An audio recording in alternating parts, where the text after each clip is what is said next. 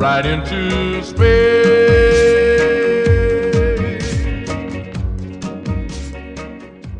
It's clear that there is a real interest in well-being in France and elsewhere, and we in Britain have a lot to learn from where the French debate has gone. Stiglitz, Sen and Fitoussi work in the Sarkozy Commission on the measurement of economic performance and social progress really has had an international impact in taking the debate on well-being to a new level.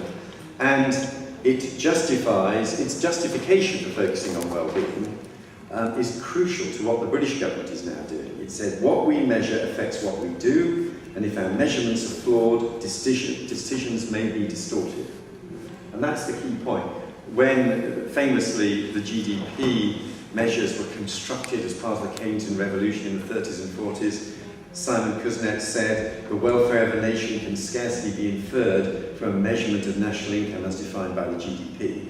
But we have ended up, politicians, policymakers, experts, trapped in the GDP model. And if we're going to break free from the GDP model, we need some other measurements that rival the GDP. And that's why the British government, David Cameron, Prime Minister in the coalition government in which I serve, has asked the Office of National Statistics to develop indicators to measure well-being. I would like to say that I think the Sarkozy Commission was a really important event in European history. It will go down as a bit of a turning point. Because, of course, it crystallised issues which have been bothering millions of people, as people have already said today, and it carried the debate a great deal further. It invited the international statistical community to go beyond GDP and develop new indicators with an emphasis on household well-being and long-term sustainability. The Stiglitz report rests on the premise that households' well-being is the ultimate good and the central target for statistical measurement. GDP is, of course, a very important indicator for fiscal, macroeconomic purposes, for instance. But in reality, GDP is an input to well-being other than the ultimate output. Now, obviously there are many ways of measuring happiness. There are those kind of general questions about your life that I mentioned already. Actually, life satisfaction and happiness have very similar patterns of explanatory variables with very similar. The strand of it, again, is this more Aristotelian, so-called Aristotelian approach, where you say enjoying life is not enough, there's got to be meaning, and so on. And we should certainly explore, and I know the owners are planning to explore, all of these measures and again compare them in terms of their determinants, because in the end, of course, what's important is what determines these things. If I was asked to pick one of these measures, I would definitely pick life satisfaction that has been studied for so long, and we know a lot about it already. And we can also link it to the different domains of a person's life, their family, their work, their community, their health, and so on. For each of which the different government departments also ties in well with the policy agenda. The exact questions we're going to ask, we haven't yet announced. We've got a technical group of all sorts of experts having one or two more meetings before we confirm that. But probably there will be a question about life satisfaction. There will be a question, I would say positive affect, and that will probably translate as whether we're happy or happiness. And there will probably be a question about negative affect, i.e. how miserable are you, how worried are you, so you go for the, what my mom says, lots of happiness and very little misery. But actually the same person might say, I'm up and down all the time, I'm very high on both. They're not opposites, they coexist. And probably a question about how worthwhile people feel their lives or their activities are.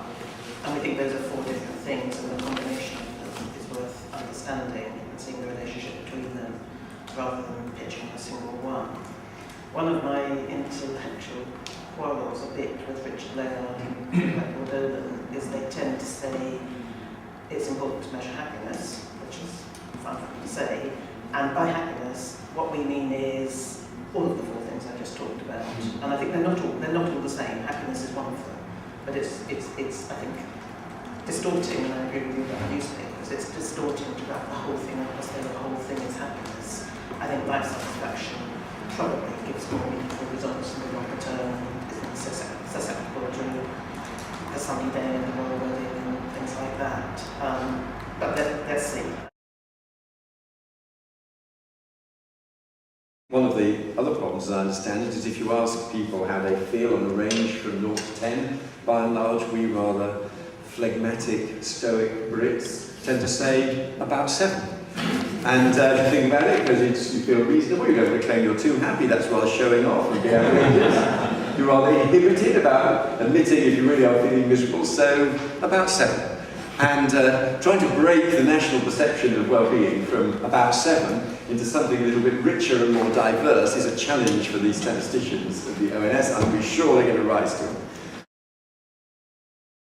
I have some problems in the well-being agenda as it's defined by someone like Richard Layard, though I very much respect what he's doing.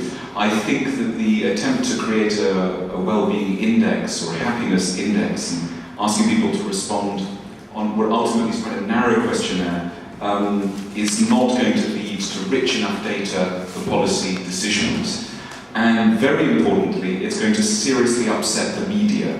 We live in a democracy, and any discussion of well-being has to bear in mind how this is going to play out to the gallery. There's no point doing this unless you can carry people with you.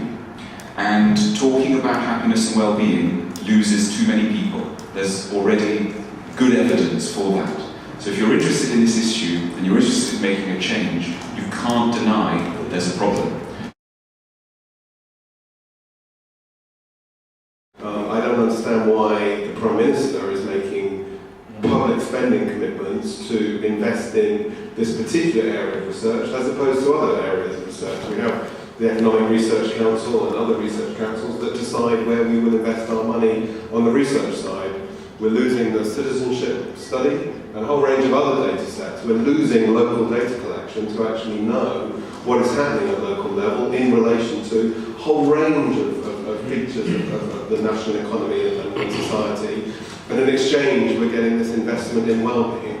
And I remain concerned that this is being led politically, and these are politically led investments.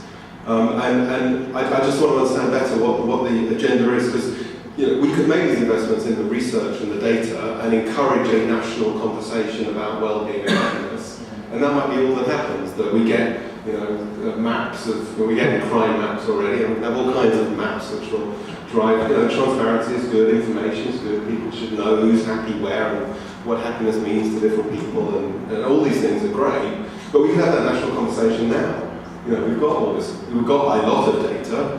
I don't see a lot of it being discussed on, having more data, maybe we discuss more on TV, and we'll have this national conversation, but nonetheless, this was led by the Prime Minister. What concerns me slightly about this initiative, and it was captured by a question by Neil Feinstein earlier, is the politics of this. Because once you get national metrics of well-being, they will inevitably be contested. There's no uncontested measure of well-being. And then there's a question of how people use that to hold the government to account. So on the one hand, you'll have people saying, this is not really happiness, this doesn't really speak to what makes life matter to me. But on the other hand, you get people saying, look, you said you would make us happier, by your own measures it's not happening. Right. So it's going to make things very messy. But I think in general the sort of path towards progress is always messy. And we're at a very nascent stage of this process. I just hope it's not too dominated by statistics. I think the discourse needs a healthy balance of getting the right data and the right measures with insights about, much more subjective, narrative, personal insights.